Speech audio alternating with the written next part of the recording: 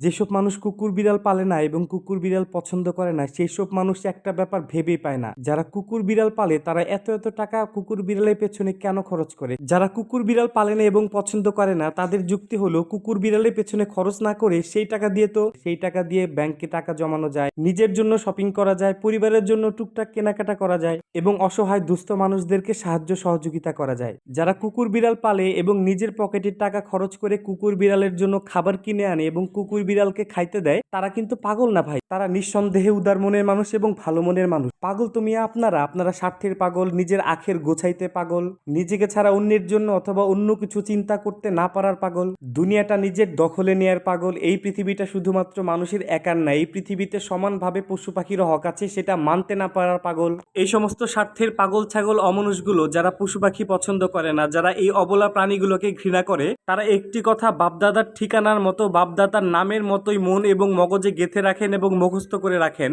যারা নিজের পকেটের টাকা খরচ করে পশু পাখিকে খাওয়ায় এবং পশু পাখিকে ভালোবাসে, তারা নিঃসন্দেহে মানুষকেও ভালোবাসে। তারা আপনাদের চেয়েও বেশি মানুষের সব ধরনের বিপদে পাশে দাঁড়ায় এবং আর্থিকভাবে সাহায্য সহযোগিতা করে। যাই হোক বন্ধুরা, সবাই ভালো থাকেন, সুস্থ থাকেন, সবার জন্য শুভকামনা রইল। আল্লাহ হাফেজ।